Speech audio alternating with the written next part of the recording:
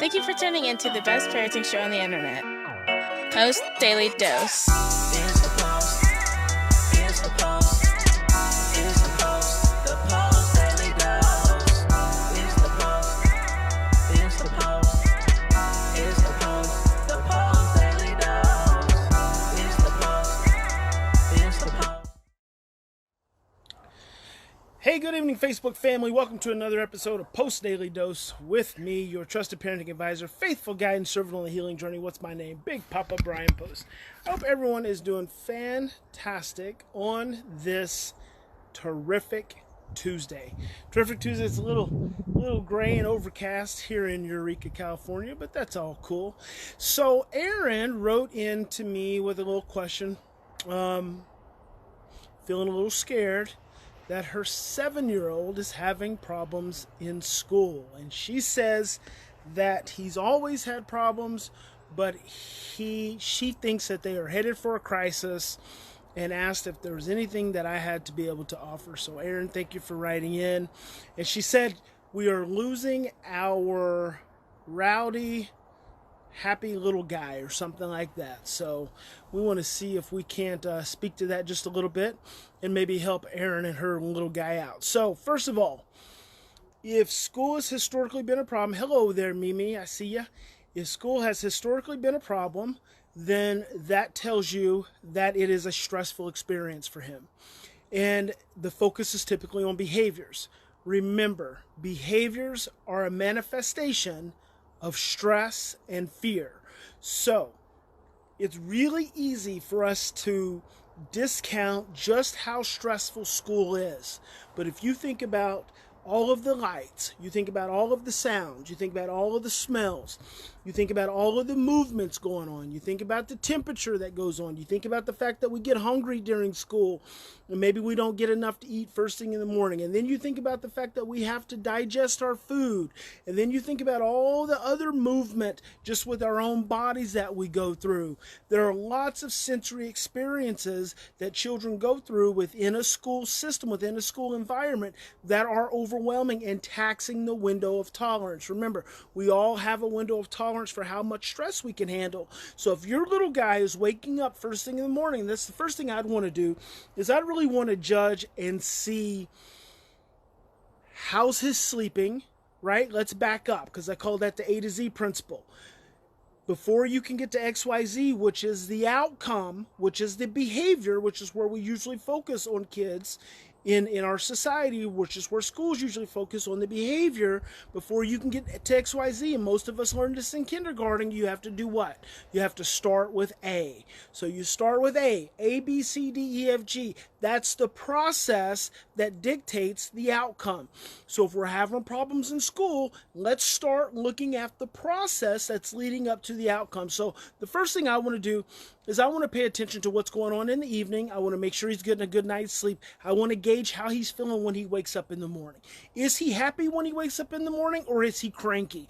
If he's cranky when he's waking up in the morning, then and that's telling you right away that his circadian rhythms are disrupted, and he's probably not waking up in a regulated way to allow him to go into a classroom with a really sufficient window of tolerance. So that tells you that you probably have to make some tweaks and adjustments on the nighttime and on the morning time when you're waking up. At 7 years old, if he's having problems in school, I'd love to see you giving him a bottle first thing in the morning.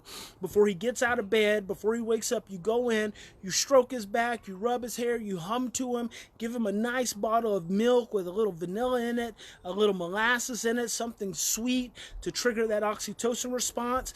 And that connection with you, that holding with you first thing in the morning, is going to turn those circadian rhythms. There's a little part of his brain called the suprachiasmatic nucleus, little nerve structure that controls the circadian rhythms. It's going to take that suprachiasmatic nucleus and it's going to dial it up real slow. Right now, it's probably dialing up real fast, or it's not dialing up at all. So I'm not sure. But that will help him go into the morning in a more regulated, calmer way. Make sure he gets a good breakfast. Let's eliminate sugar. Get him some eggs. Get him some bacon. If it's sugar, make sure it's fruit. It's natural sugars. Maybe a protein drink would be good. cook the eggs in coconut oil, so get him some good fats. Maybe avocado. Maybe he doesn't like avocado or the texture. Maybe you can mix up some salsa or something for him. But get him something really solid for breakfast that's going to be high in fats and high in proteins, because his brain's going to rely on that and need that for energy.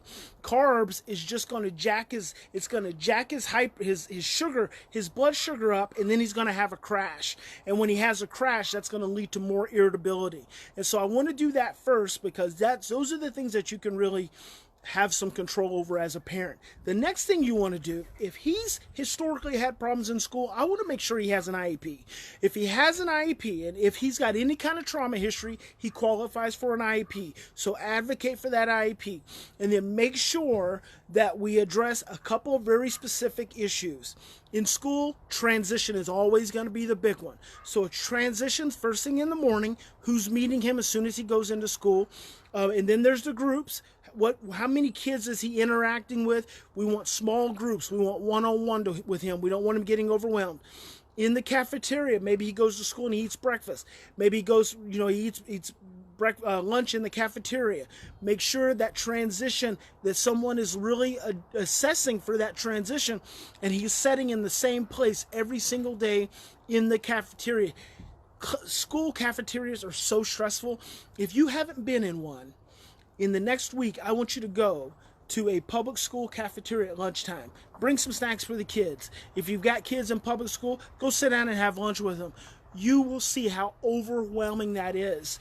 And then, so make sure you create that consistency around that first thing in the morning, around cafeteria, around the groups, like lower the number of kids that he's interacting with. We want to kind of dial that down so it's not so overwhelming.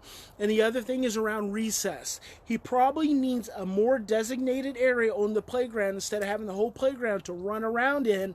He needs a more designated contained area, which reduces the stress that he has to feel threatened by. Remember, he's probably got a really sensitive amygdala. If he has a really sensitive amygdala, he's going to be looking for stress all the time. The other thing I really want to recommend is try to get that homeroom teacher or try to get that school counselor to be a real solid connection point for him. Now, I said one more thing. The second one more thing I want to recommend, a phone call at midday or mid-afternoon goes so far. Just call the school. Don't ask for permission. Just say, hey, I need to talk to Sammy. And they'll say, okay, I just need to talk to him real quick. They'll call him down, or they'll have him call you back and just say, hey, buddy, I love you. I'm thinking about you. I hope you're having a great day. And I look forward to seeing you when you get home from school.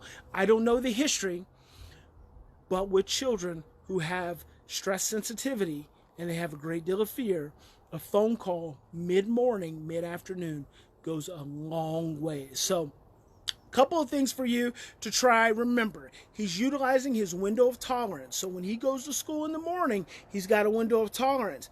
If stress is too high for him, if he's getting overwhelmed, the window of tolerance is wearing down really quick. And when the window of tolerance gets small, that's when he's going to be more sensitive to stress. That's when he's going to act out more fearfully. And that's when his behaviors are going to come out. So, Aaron, I hope that's helpful. Just remember, guys, in any given situation, we always have two choices. We can continue to react from our same experiences, blueprints of stress, fear, and overwhelm. Here's my little buddies want to say hi. Come here, you can say hi to the camera. He took off. We can continue to react from the same blueprints of stress, fear, and overwhelm, or we can stop, we can slow down, we can take 3 to 10 deep breaths. We can ask ourselves, what part of the process can we bring more regulation to? What part of the process can we create more oxytocin? What part of the process can we have more flexibility and create more understanding? There you are. Wave to the camera. Say hi. Tell them your name. David. All right, David. What part of the process can we master the most to help impact the outcome? Don't focus so much on the outcome. Take those 3 to 10 deep breaths, slow yourself down, get your thinking online, get your short-term memory online. Don't worry about XYZ. Focus on A all the way up to XYZ. That's your process. Great opportunity to influence that. Big Papa loves you. God bless each and every one of you. Hope you have a fantastic evening.